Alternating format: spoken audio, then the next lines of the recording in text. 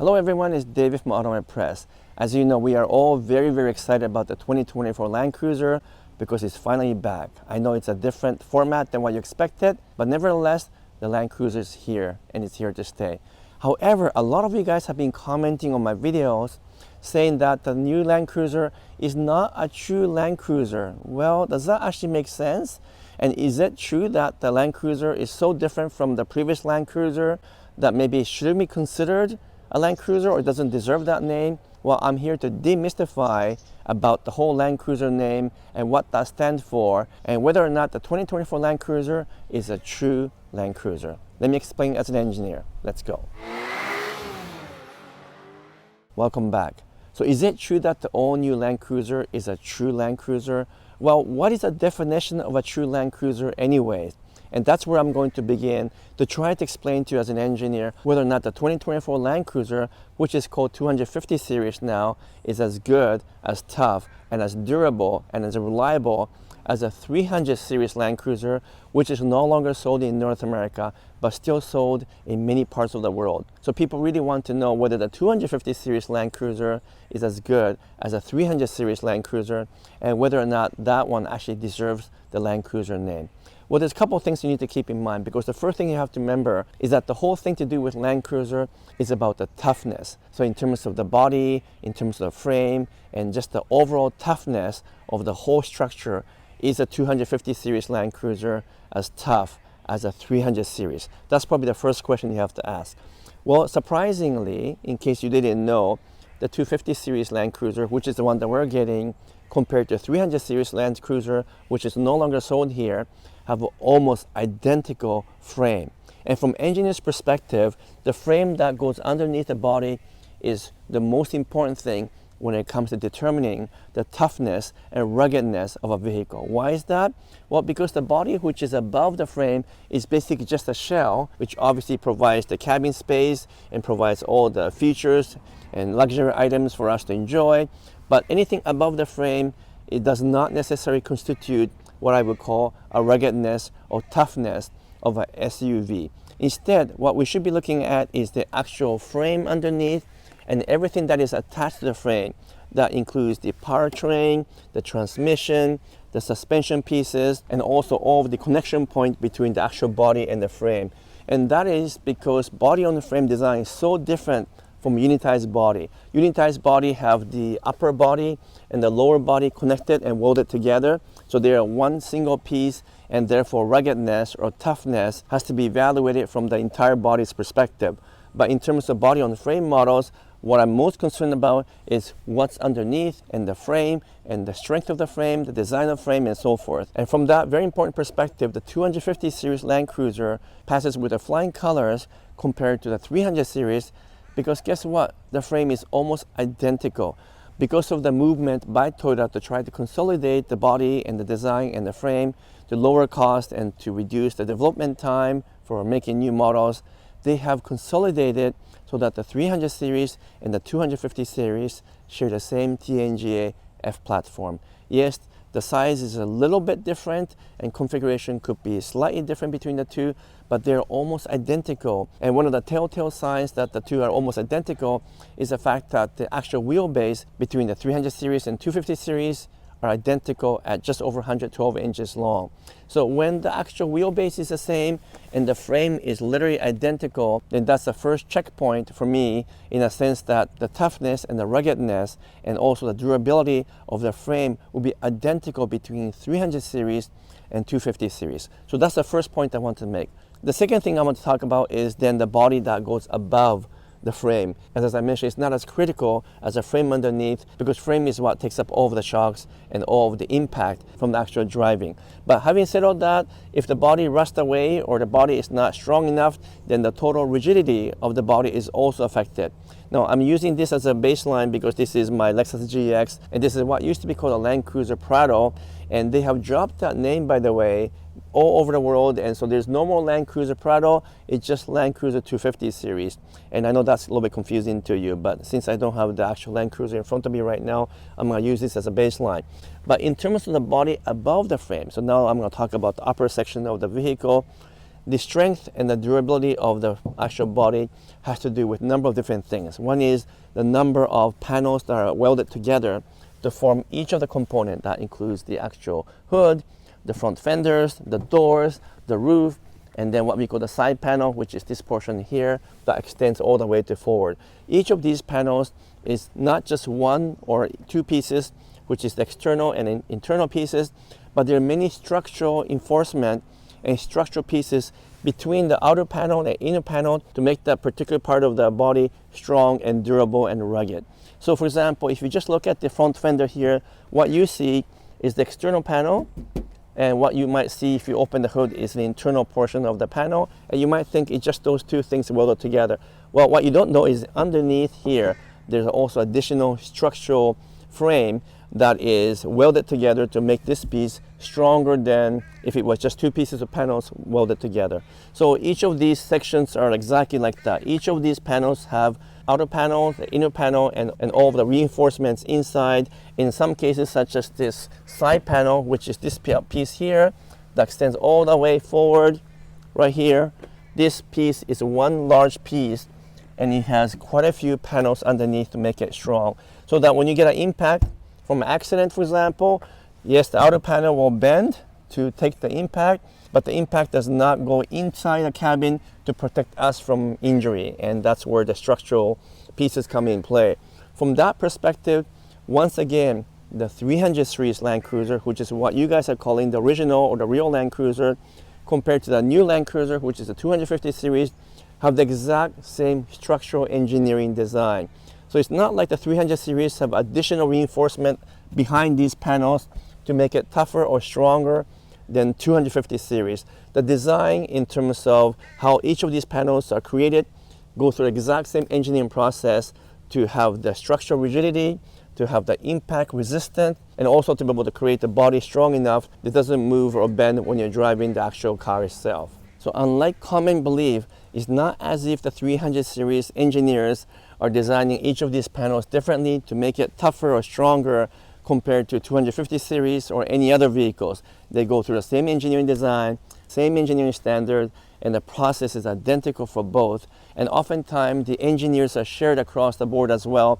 So people who design the 300 series are also designing the 250 series. So you know that the strength, the durability, and the overall ruggedness and toughness of each of these panels are identical between the 300 series and 250 series. And you'll see that when the crash test results finally come out, maybe in a couple of years or so, and you're going to find that the 250 series and 300 series will perform similarly during the crash test result. So that's the second part I wanted to point out, in a sense that anything above the frame, which is upper part of the body, the 300 series is not any stronger, tougher, or more rugged than 250 series, because they're engineered the same way, using the same engineering method, and designed to create a rigid, strong body that will last for years. The third point I want to talk about is the powertrain, which is perhaps the most controversial part of the new Land Cruiser, because the Land Cruiser 250 series now comes with a turbocharged 4-cylinder engine with a displacement of 2.4 liters. A far cry and a big change from the older Land Cruiser 200 series, which had a V8 engine. And as you know, my Lexus GX has a V8 engine as well. This is 2023. And so that also brings up the questions about the new 2024 Lexus GX, and whether everything I'm talking about, the Land Cruiser 250 series, also applies to Lexus GX. Well, it does, because the new 2024 Lexus GX and the new 2024 Land Cruiser 250 series are almost identical. The body is basically the same, the frame is identical, pretty well everything to do with the external part of the vehicle is identical. The interior is a little bit different, and the engine is obviously different because the new GX has a 3.4 liter V6 versus 2.4 liter turbocharged 4-cylinder engine. Otherwise, it's pretty well identical. So everything I talk about the Land Cruiser 250 series also applies to the new 2024 Lexus GX. But coming back to the engine, the third element of what makes Land Cruiser a Land Cruiser is also about the engine, the powertrain, and whether or not it's durable and reliable over a long term. And from that perspective, yes, it is a bit of a difficult question to answer, because the new Land Cruiser has a 2.4 liter turbocharged 4-cylinder engine that is new to the Toyota lineup, and it also has a hybrid system with it, and therefore it's called iForce Max. And would it be as durable and trouble-free as the old Land Cruiser series with a V8 engine? Well, that is something we won't know for a while yet. But you have to keep in mind that Toyota engineers use the same testing principle and evaluation guideline for testing the old Land Cruiser versus a new one. So let's say, for example, they want to do a long-term durability test on the engine, and therefore they'll run the engine for close to 1,000,000 miles or longer until such time that they can see some failure, and they'll correct them using engineering method. From that perspective, the 2.4 turbo would have gone through exact same rigorous testing as the old engines, and also with a newer 3.4 liter V6 engine, which is also turbocharged. So from engineer's perspective, there's no actual evidence that says the 2.4 turbo will last less than the 3.4 turbo or the old V8. They've all gone through the same testing, same standard, and same engineering method. But having said all that, yes, I gotta admit, we won't know until maybe 10 years later whether this new iForce Max from Toyota is going to be as reliable and as trouble-free and as durable and as reliable as the older V6 and V8 engines. So that's something that I will have to reserve my judgment. However, I will say that the new 2024 Lexus GX, which has a 3.4 liter turbocharged V6 engine, is probably a little bit closer to the 300 series Land Cruiser, if we can use that as a benchmark. Why? Because the 300 series Land Cruiser has the same engine with a V6 twin turbo as well. So the new GX compared to the 300 series Land Cruiser not sold here are actually very close together because the engine is identical. Having said that, in Asia and elsewhere, the 300 series Land Cruiser does offer other engine choices as well, but for the most part, the 3.4 liter V6 engine is the main engine for that. So that's what I wanted to use as a comparison. So coming back to the question whether or not the new Land Cruiser 250 series is a true Land Cruiser in terms of powertrain. Well, in terms of long-term reliability, we won't be able to talk about that for a while yet, but in terms of whether or not that engine has gone through the same stringent test as all other engines within Toyota lineup, the answer is yes, they've gone through the same testing. So it should last just as long as a 3.4 liter twin turbo V6 in the 300 series Land Cruiser. But if you want to buy something as close as possible to the 300 series Land Cruiser, then you might want to buy the 2024 Lexus GX because it does have the identical engine. The fourth point I want to talk about in terms of the 250 series Land Cruiser or the Lexus GX compared to the 300 series Land Cruiser is about the size. It used to be that this version of the Lexus GX was called a Land Cruiser Prado elsewhere, and it was quite a bit smaller than the larger 200 series Land Cruiser. But now the new version, which is the 300 series compared to the 250 series, as well as the new Lexus GX, have got to the point where the body size are almost identical. In fact, it's less than 4 inches in terms of the length that is different between the 300 series and the 250 series. And actually, if you compare the 300 series to the new Lexus GX, it's even less because the GX is a little bit larger than the 250 series. So among those three models, you have the larger Land Cruiser 300 series. Just a tiny bit smaller is the Lexus GX, and a couple of inches shorter is the actual Land Cruiser. But they're all within 3 to 4 inches in terms of length. The width is almost identical as well, about an inch or so difference between the 300 series and the 250 series. But you know, that's very minuscule amount. And then also the height is a little bit different because the 300 series does sit a little bit taller than the rest of the models compared to 250 and GX. But all around, the body size is all within a couple of inches of each other, and therefore you can no longer say that the Land Cruiser / Land Cruiser Prado type models are actually substantially smaller than the larger Land Cruiser, and therefore they fall under different categories. We can no longer say that because they're all within a couple of inches of each other, and therefore they will all be categorized as a similar size of vehicle. So whether you're looking at the Land Cruiser 300 series, which many of you guys are calling it the real Land Cruiser, or the new Land Cruiser 250 series, or the new Lexus GX, they're all basically the same size. And that obviously refers to the Lexus LX 600 as well, which is based on the 300 series, not to confuse you any further. And that one is basically the same size as a 300 series. So all of them is within the same TNGA platform with identical wheelbase. And that's why Toyota dropped the Prado name now across the globe, signifying that the new Land Cruiser is so close to the 300 series, it's no longer necessary to call that a Prado version. The fifth and the last point I want to talk about is the off-road capability of all those models, but especially comparing the Land Cruiser 300 series to Land Cruiser 250 series. Well, off-road capability consists of a number of different things: suspension pieces, the steering mechanism in terms of how it can handle the rugged road, but also off-road features such as cruise control and stabilizer disconnect, and also center differential, rear differential, all that. And from that perspective, it's a little bit more confusing to explain because depending on which model you buy, you get different features mixed in. So for example, in the Land Cruiser 250 series, you have a front stabilizer disconnect. So when you go into true off-roading, you can manually disconnect the front stabilizer bar, which allows for greater articulation of the front wheels, so you can actually handle some really difficult terrain for off-roading. Whereas on the very similar 2024 Lexus GX, you don't have a manual front stabilizer disconnect, but you have an E-KDSS, which stands for Electronic Kinetic Dynamic Suspension System. And what that does is actually disconnect the front or the rear stabilizer bar automatically when the road gets a little bit difficult and the movement becomes excessive. In that case, by disconnecting the front and rear stabilizer bar, the Lexus GX can automatically handle much more difficult terrain because the suspension can move freely without being restricted by the stabilizer bar. So different system, same kind of output or same purpose, is trying to allow these models to become more off-road capable. And from that perspective, it's literally identical to the 300 series Land Cruiser, which also uses EKDSS. That's identical to Lexus GX. Now, because you can manually disconnect the front stabilizer bar on the Land Cruiser, I still think that's a better one if you really need to control how you do off-roading. But otherwise, the Lexus GX and Land Cruiser 300 series, once again, is a little bit closer in terms of design for that purpose.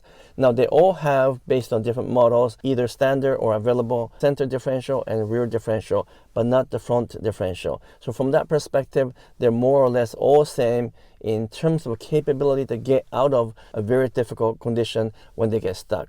And so I don't think there's much difference between the Land Cruiser 300 series, the 250 series, or the GX from that perspective. They all have that capability. And also the all-wheel drive system is basically the same as well. There's not much difference between the 300 series, 250 GX, and Lexus LX600. They're using a similar system that's nearly identical. And so therefore you cannot argue that the 300 series is more capable than 250 series. The only difference I will point out though as a final point is that there's a little bit of difference in terms of approach angle and departure angles, and also the ground clearance. You'll have to look at all the numbers to show you the difference. The difference is not huge, usually only about 1 to 2 degrees difference in terms of either departure or approach angles, and maybe upwards of about 1 inch difference in ground clearance depending on which model you buy. But I would consider those differences to be very minuscule, and I don't see a huge advantage for 300 series versus 250 series, although there is a little bit of a difference. So now I've gone through basically 5 very important things about the difference or the similarity between the 300 series and the 250 series, as well as Lexus GX, which is very similar to 250 series. So as you can tell, from a capability perspective, from an engineering perspective, from a design perspective, there's not much difference between the 300 series and 250 series, and there's even a less difference between the 300 series and the Lexus GX. So they are more or less the same family of cars now. And hopefully this answers your questions whether the new Land Cruiser is as capable as the 300 series and whether or not it deserves that name. Well, my answer is yes, because more than ever the 250 series and the 300 series are very, very similar and nearly identical in many of the capabilities. Having said all that, if I were to give up this GX 460 to buy another model, it's going to be the new 2024 GX versus Land Cruiser, because I want the 3.4 liter V6 engine, which is identical to what's in the 300 series, and I prefer the EKDSS versus manual front stabilizer disconnect, as well as more luxury features on the GX as well. And based on my findings, the new GX is even closer to the 300 series than the 250 series. So if I really want to buy something as close as I can get to 300 series without actually buying that one, it's going to be the new Lexus GX. And obviously if you want to pay a lot more money, you can buy the Lexus LX600, which is nearly identical to the 300 series as well. But that's a little bit too much money for me, so I'm betting my money on the new Lexus GX as a replacement for the current GX. So what do you guys think of some of my comments comparing the 300 series to 250 series? I'll be very interested to find out your thoughts and your ideas as well. For now, if I can ask you to give me a thumbs up and make some comments, that'll be appreciated. And if you haven't done so yet, would you kindly subscribe as well? Until next video, I'm signing off for now. Thank you so much.